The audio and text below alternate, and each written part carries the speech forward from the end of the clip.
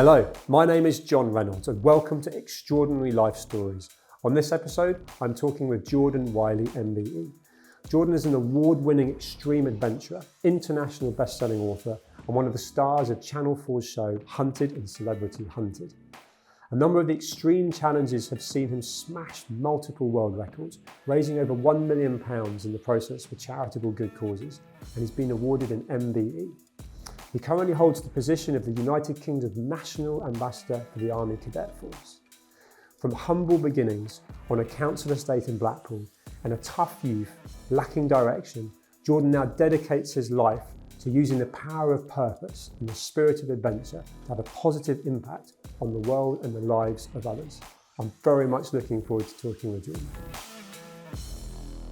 Jordan, thank you so much for joining me. Thank you for having me. It's a pleasure. I've been looking forward to this. So tell me, who is Jordan Wylie?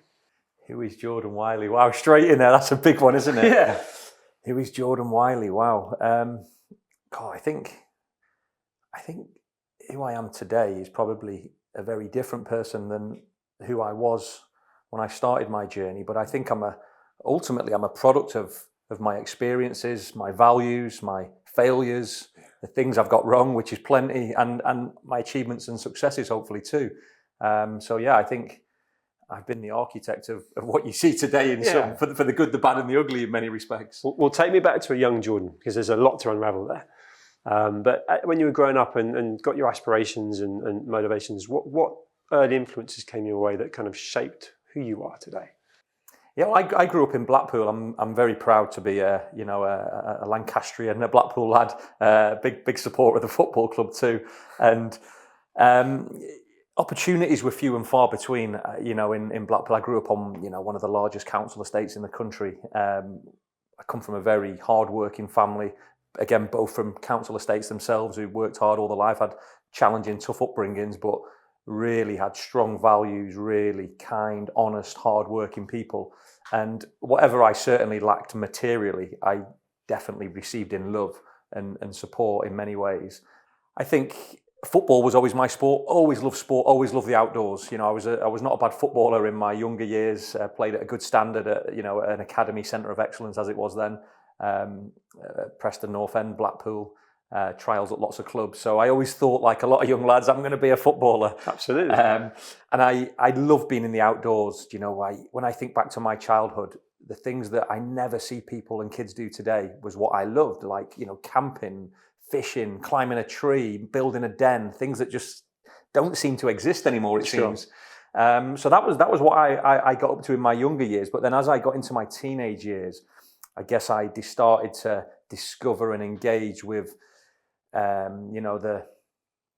some of the challenges that would arise for teenagers going through puberty, and in a place like Blackpool, and I'm a big champion of Blackpool, but things like crime and drugs, they're very easy to access very, very, very quickly. They're almost everywhere you go, and I was certainly mixed in with the wrong crowd on many occasions. I think it's important to take full responsibility for any choices you make in your life and own your mistakes, but I was very easily led, and maybe even I was a ringleader sometimes as well. I was certainly no angel, and It was your surroundings, though. yeah, you're a product of your environment, aren't you? Yeah. And then that's the same today. I know that more today, more than ever before. And as you get older, your circle does get smaller, and you are more selective, aren't you, about who you let inside there? Yeah. But you removed yourself from that. There's people that are still in that or have stayed in far too long. At some point, clearly you... Yeah, and lots of people, when I go back to Blackpool, they're still in, not everyone, of course, but there are lots of people who I considered good friends growing up who are still in those, what I would call quite negative cycles.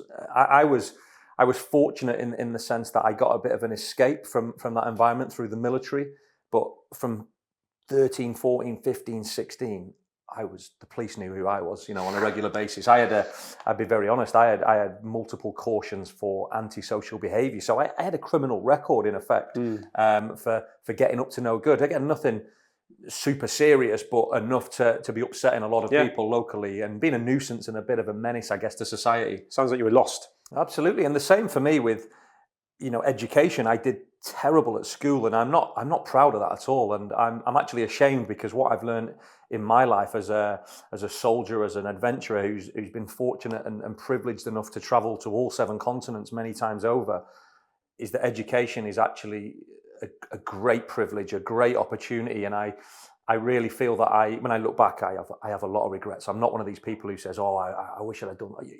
I have so many regrets. But I learn from them. Sure. And I left school with no GCSEs, no formal qualifications, and then as an adult, and having travelled the world, I've gone back. I've done all my GCSEs, my A levels, foundation degree, bachelor's degree, master's degree, and I'm a real champion. I go into schools as a volunteer on a weekly basis, and I try and hammer that message of the importance of education. Yeah.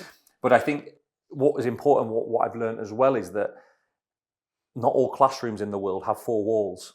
And the best lessons that I've probably learned in my life, even in terms of an educational academic perspective, have probably been in industry or in environments, on adventures. Lived experiences. But is there an element there, and I can parallel this because I really struggled with school. I struggled to be motivated, and I've never used a Bunsen burner since school days, whereas we don't get taught financial literacy, we don't get taught self-development. Yeah. You've taught yourself that. We're teaching it every day.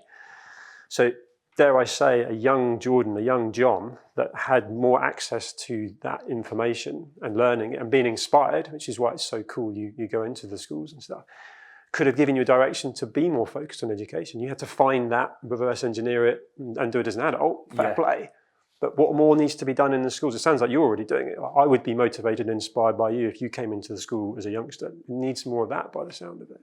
What I love to see in schools, and we're seeing it a bit more now, is values-based learning. Teaching them about respect, about courage, about discipline, about leadership, communication, teamwork. As you say, those skills that will complement all aspects of your life as you evolve and grow. Not a Bunsen burner or algebra or Pythagoras that I don't think I've ever used. Well, I couldn't even do it when it was there anyway. But yeah, I was just going to say. But it is, and it's the outdoors as well. It does so much good for us mentally and physically. Yeah. For me, when I think back to being in that, in a jail cell or a prison cell for a night in a Blackpool police station, that could have been a classroom for me. I had that same emotion and feeling towards being there. I felt trapped. I felt enclosed, confined. Just wanted to get outside, and that was like being in a prison or a classroom. It's the same thing for me, Yeah. So, but then when you go into the outdoor world, you learn to negotiate and understand risk. You learn about the natural world, about the environment, and you also then get to engage with some of the real problems in the world, like the financial issues or crisis, climate change. We're not going to solve all these by being locked in a room all the time. I just don't believe. No, I totally, and I think we're quite similar from a childhood and also an adult. You've gone to the extreme, and we'll come to that. But craving outdoors, climbing trees. I used to go on my bike and I used to cycle deliberately to get lost, to try and find my way back, right, as a sort of 13, 14, 15-year-old. And I know for a fact that that's not happening in kids, particularly young lads, that should be doing that. Unless you're focused on football, you've got a sport, the phone, the whole social media, gaming is potentially stopping it. So we've got a whole generation coming through of potentially kids that aren't getting that experience. That's another conversation. Yeah, it's a problem. But when did you take it to the level where there was the military, and then ultimately you've done some really cool stuff, stuff that I'm interested to know more about, whether you came up with it was suggested to you, but tell me about how the extreme adventuring came into your life, because you loved it and then you've married it with charity work and so on, but I want to know how that meshed together. Yeah, I think, when I left the army, almost in a similar way to when I joined the army, I felt that the loss of a sense of purpose in my life. You don't really realize it, or I didn't as a soldier. When you have to put your medals on and polish your boots and iron your kit, it's actually a bit of a pain. You're like, oh, well, you got to do it every day. Yeah. But the moment that's taken away from you, you really miss it. You miss that structure, that rigidness in your daily life. Yeah. And one of my favorite days of the year now, and I've been a civilian for 14, 15 years, is putting my medals on Remembrance Day. And it's that sense of being part of something so special again. Community. Yeah, community, camaraderie, purpose. You've served your country, you've done your bit. Yeah. And when you leave the military, and I think that's what a lot of people struggle with, you're back in society, and you might have to start at the bottom again. We all have to. And, you might be in a job that you don't really feel valued or supported. And then what I found purpose again through adventure. But the reason I went into adventure or being in the outdoors was mainly to improve my mental health. I had some really big challenges with my mental well-being, and not necessarily from my military experience, but just from the things that we all go through in life, relationship breakups, not seeing my daughter enough, stress at work. And actually what's strange for me is I never got them when I was in the army.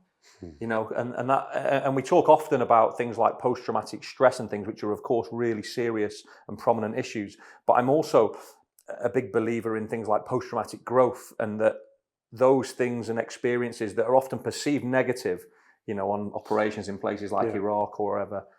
I saw some terrible things, but I also use them as a fuel, a motivator to value my life more, to make the most of every day, because I know it can be taken away from you so quickly. I've seen, good friends who, they're alongside me 1 minute and then they're no longer here. So I have a real value for life, and that made me want to live fully, live more. And I think to do it with a charitable purpose behind it, it gives you that purpose then. It's like you're actually doing something you enjoy that's good for you, and you're making a difference. It's like, I'm a Blackpool lad. I used to grow up on the fruit machines, and it's like hitting the jackpot. Yeah. I just see the 3 sevens of the outdoors, it's not just and you're making a difference.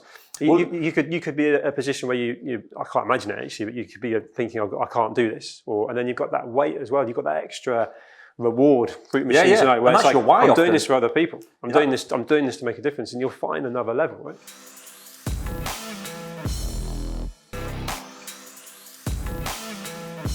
Definitely, and like I can remember, we were one adventure a couple of years ago. I was trying to be the first person to stand up paddleboard around Great Britain. Yeah. And I remember I'd been paddling like 5 months, and I was off the west coast of Scotland, and it was every day. Yeah, paddling every day. It was like December.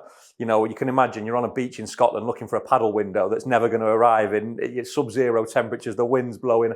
I'm injured. I'm tired. It's brutal. And then it's like, I'm thinking, I've not seen my daughter for months. I want to go home. I'm tired. I've not had a proper meal. And then you remember why you're here and why you started it. Because if it was just for an adventure, I would have gone home a long time ago. But because we were doing it on this particular occasion to build a school, to keep a promise to a young boy on the Horn of Africa, there was no way I was giving up.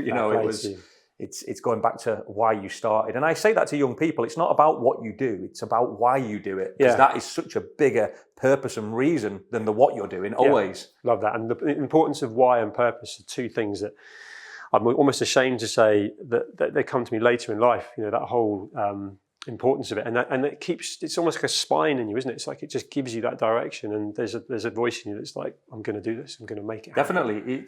And I think it links to values as well. I think purpose and values are intrinsically linked. We've spoken in the past about success and fulfillment and being at opposite ends of the spectrum. Yeah. Success obviously means different things to different people, but I wanted to ask you what your definition of success is actually. Yeah, well, I think success, what I thought success was 10, 15 years ago is very different. That's the conversation we had. Yeah, totally. Young John and aspiring to maybe shiny things and so on. I used to be chasing the shiny things all the time, the faster car, the nicer watch, the bigger house, and the nice holiday or whatever it was. But actually, what you realise, and you will know well, it doesn't make you any happier. In fact, when you collect more things, they come with more stress often. Yeah. And I try to live quite minimalist now. I wouldn't say I'm happy all the time. I think on my journey, especially in the last couple of years, I've realised that you can't be happy all the time as humans. I think it's like moments, I would call it. It's like moments. And when those moments come, it's, for me, happiness, you have to recognise that you're in one of those moments, and you have to try and hang on to that moment as long as possible. Yeah, so important. That I think people are aspiring to be happy all the time, and the fact that you are acknowledging that you can't be, and I get that as well. I think I've tried to do that, and it's so disappointing, and lack of fulfillment, which is a key part of what we were talking about. Because that's internal. Yes, fulfillment is coming from it's how you make enjoying you feel. the journey. Yeah, like being present, rather than, I think this is a key thing, because actually, let's go back to the paddleboarding around the British Isles. You didn't complete it. No. So ultimately, you failed. Yeah. But did you? No, not at all. So do you know what I mean? So it's this whole and actually, would you have been happy if you'd achieved the goal? Yes. But the ultimate reason to do it was to fund the school in Africa, why, isn't it? So you found another way to do it. And do you know what? I when I go into schools, I often show I tell the story to primary school children, high school kids, and I will say, this was my objective. We wanted to build this school, and this is how we were going to do it. And I will show them a map of me sort of doing the whole of the bottom, the whole of the left, and the whole of the top, with the whole right missing.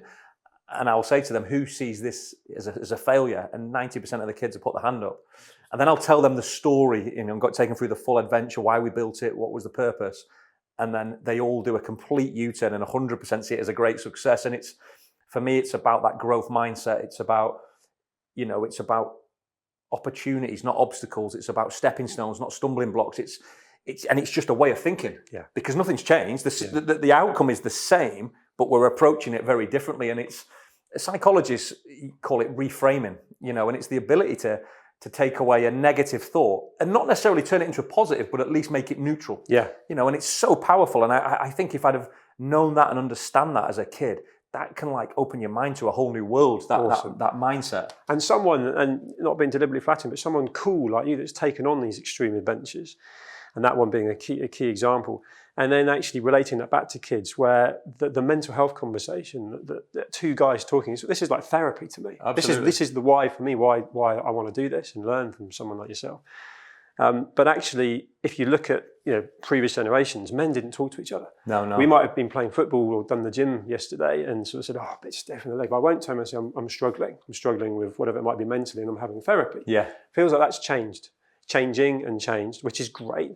And then rippling that into children, let alone adults.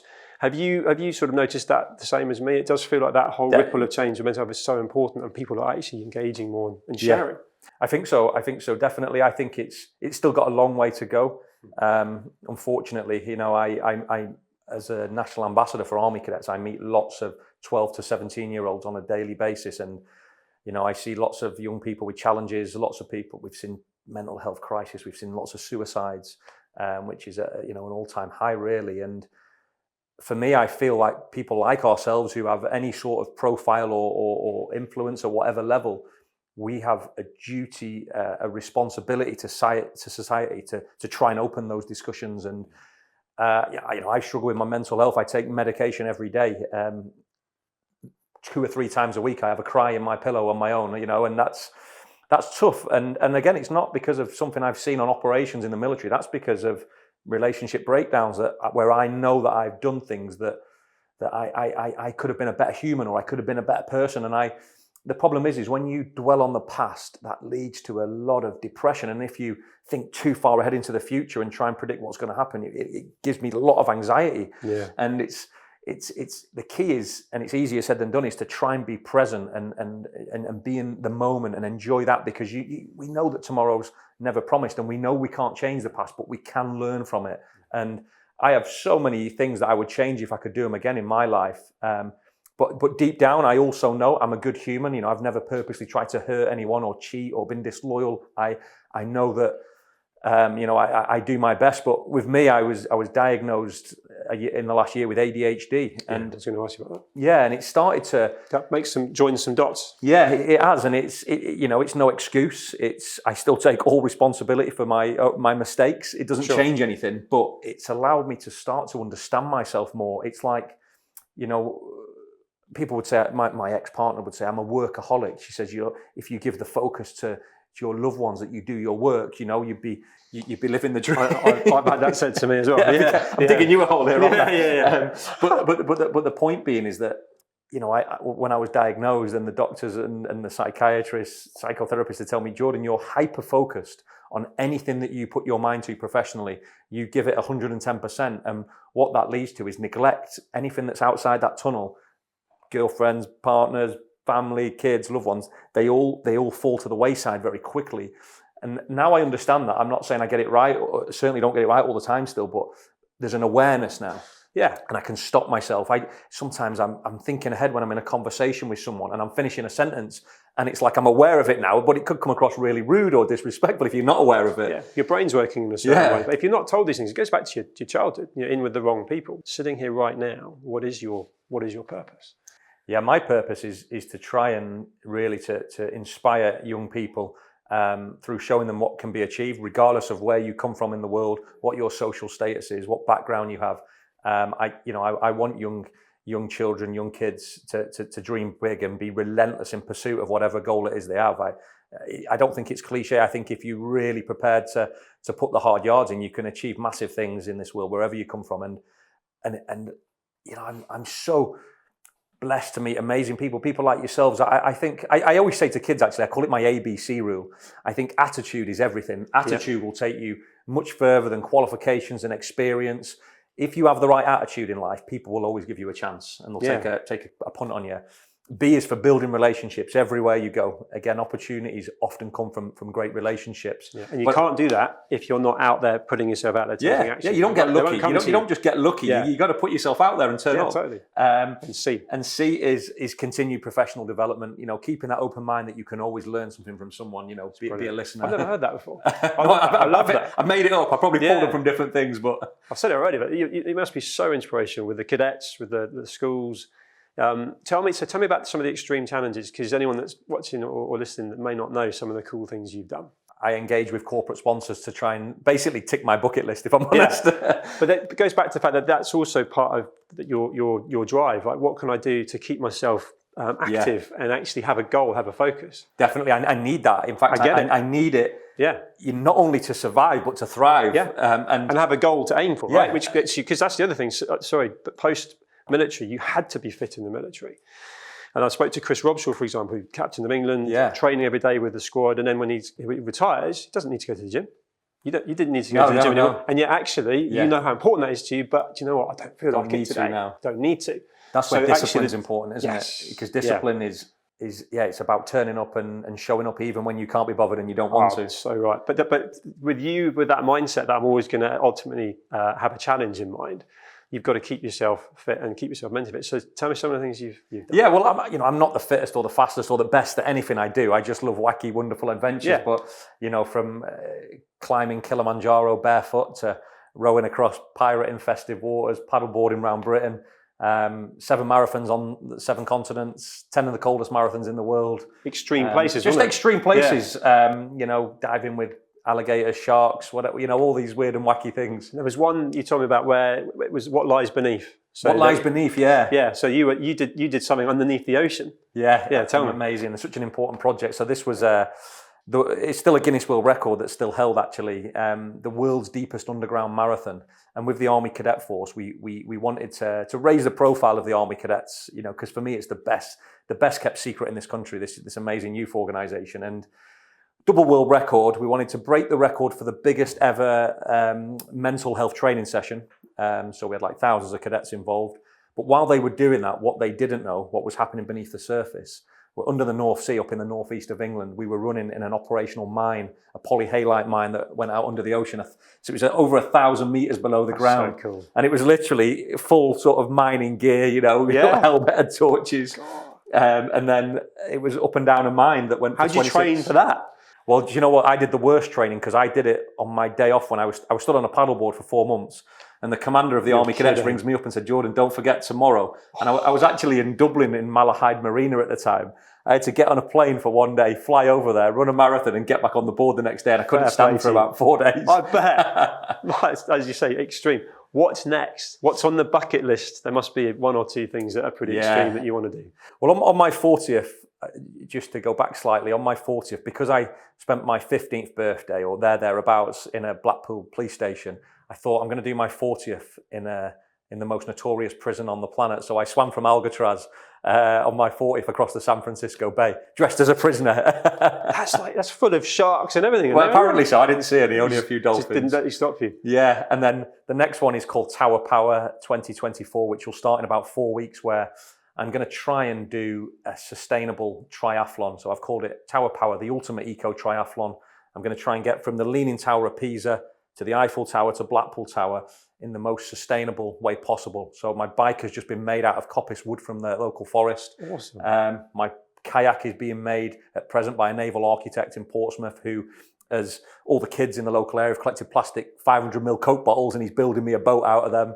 And then I'm going to run to Blackpool when I get across the channel. Right, that's awesome. And how can someone help support that? How do we find out about this challenge? Yeah, on the website, towerpower2024.com, at Mr. Jordan Wylie on social channels. And any support is greatly appreciated. It's for the Army Cadet charity, and we're also at the end of it, building a memorial for a little boy called Jordan Banks, who tragically lost his life on a football pitch in Blackpool. He was struck by lightning, out of all things, 9 years old. Yeah, so we're going to reveal a memorial at the football club when we arrive there as well, which will be lovely for the family. Oh, mate, that's awesome. Well, best of luck with that. I'll be following that one for sure.